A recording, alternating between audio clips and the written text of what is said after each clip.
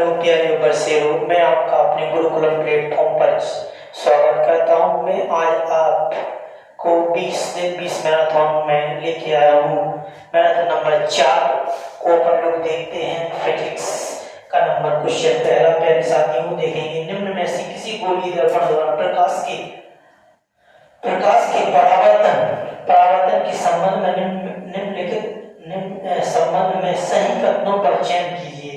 उत्तल दर्पण केवल वास्तविक एवं उल्टा प्रतिबिंब निर्मित करता है। अवतल दर्पण वास्तविक, उल्टा, आभासी एवं सीधा प्रतिबिंब निर्मित कर सकता है।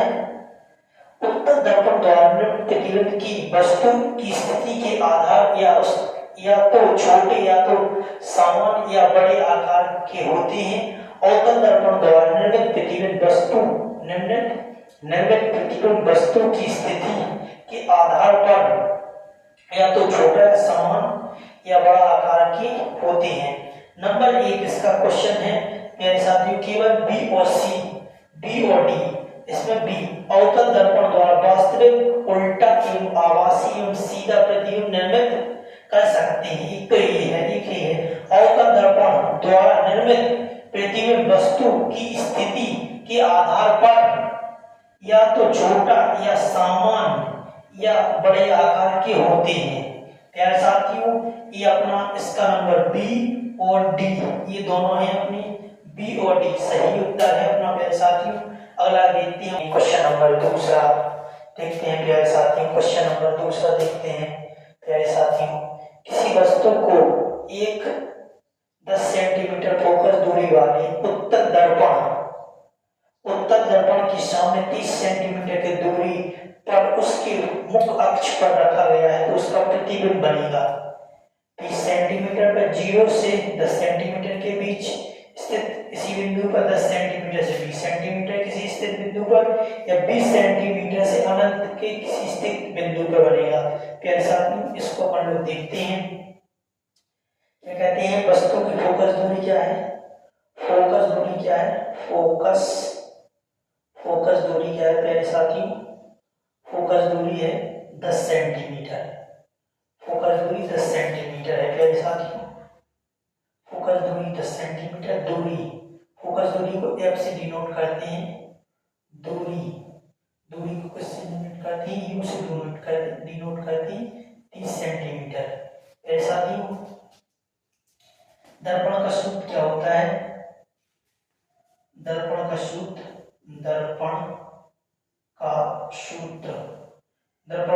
क्या होता है प्यारे साथियों? याद कर लीजिए, डायरेक्ट पूछा जाता है दर्पण का सूत्र 1/f बराबर 1/u 1/v प्लस 1/u।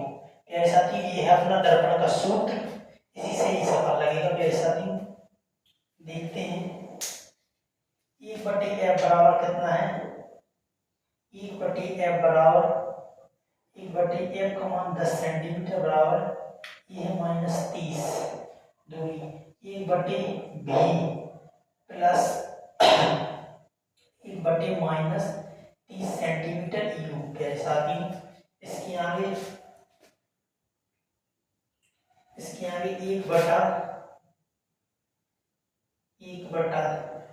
1/10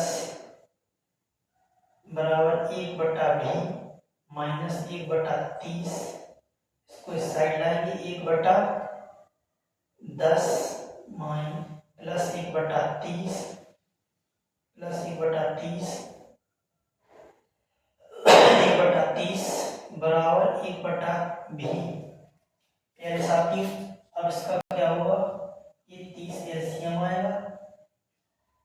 ये कितना होगा? 10 1 30 3 प्लस 1 4 1/v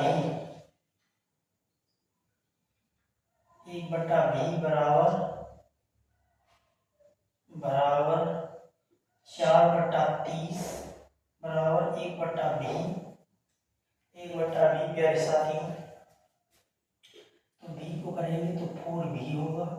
4v 30u 30, उसको इससे करेंगे तो 4v, इसको इससे करेंगे तो v बराबर 30/4 4 को करेंगे तो 20 बराबर आएगा 7.5, 7 चौको 28 पॉइंट 7, 4 पंचे 20, 7 चौको 28, 4 सत्ते 28, 4 पंचे 20 सेंटीमीटर।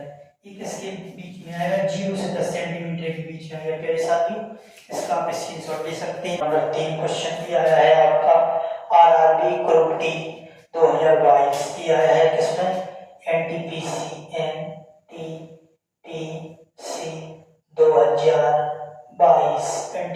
2022 में आया। प्यारे साथियों, देखते हैं गोली दर्पण द्वारा प्रतिबिंब निर्मित करने के लिए फोकस दूरी f और वक्रता त्रिज्या r के लिए सही परिपटी में से कौन सी होगी। उत्तर दर्पण के लिए f ऋणात्मक तथा r धनात्मक, उत्तर दर्पण के लिए f ऋणात्मक r ऋणात्मक, अवतल दर्पण के लिए f धनात्मक r ऋणात्मक, अवतल दर्पण के लिए f ऋणात्मक r ऋणात्मक। नंबर डी, अवतल दर्पण के लिए f ऋणात्मक और r ऋणात्मक। गोलीय दर्पण द्वारा प्रतिबिंब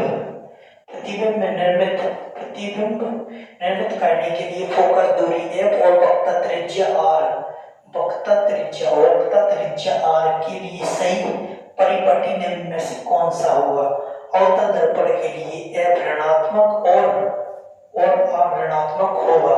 नंबर 2, रात के समय आसमान में तारे क्यों टिमटिमाते हैं। नंबर 1, प्रकाश के प्रकीर्णन के कारण। नंबर बी, तारे के प्रकाश के वायुमंडलीय अपवर्तन के कारण, प्रकाश बढ़ने के कारण या प्रकाश के घटने के कारण। नंबर बी कौन सा है, तारे के प्रकाश के वायुमंडलीय अपवर्तन के कारण। हम लोग देखेंगे प्यारे साथियों, अभी तक मेरे प्यारे बच्चों, इसके आगे देखते हैं हम लोग 5 तक हो गया है, 5 से आगे देखते हैं प्यारे बच्चों। नंबर 5 को देखते हैं।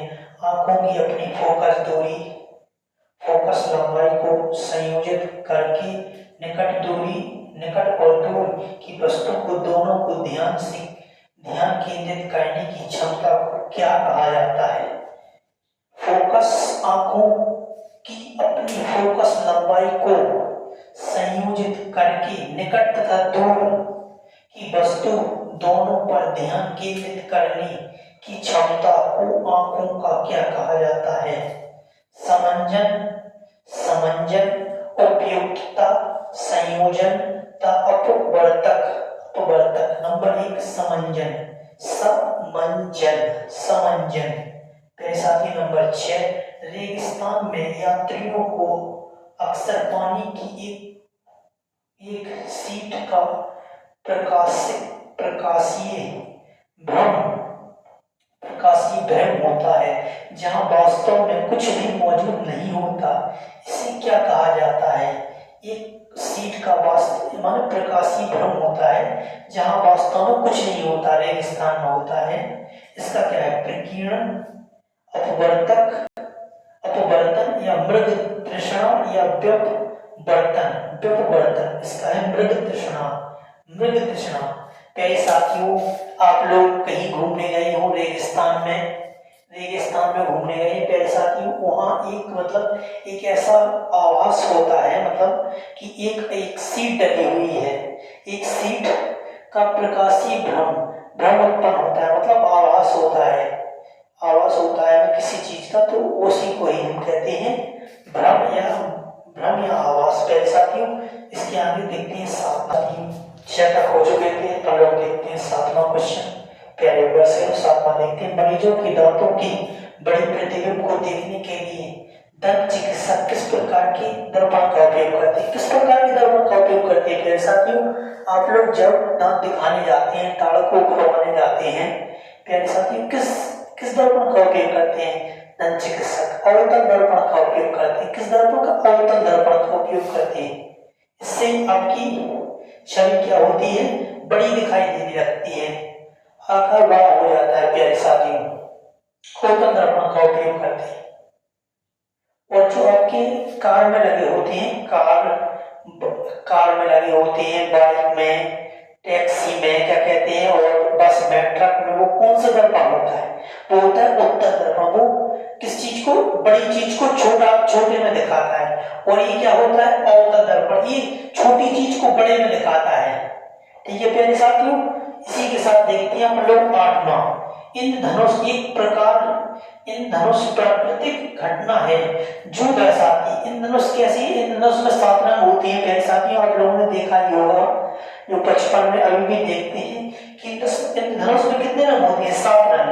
वो किस प्रकार की घटना है, एक प्राकृतिक घटना है, किस प्रकार की प्राकृतिक घटना है, ये किसके कारण होती है, ये होती है प्रकीर्ण के कारण, किसके कारण, प्रकीर्ण के कारण, अपवर्तन के कारण नहीं होती, विवर्तन के कारण नहीं होती, विवर्तन के कारण नहीं होती, वो अपवर्तन परावर्तन के कारण भी नहीं होती प्यारे साथियों, प्रकीर्ण के कारण होती प्यारे साथियों। उसके बाद देखते हैं 8वां पढ़ लो, के बाद 9वां देखते हैं, प्रश्न को देखते हैं प्यारे साथियों।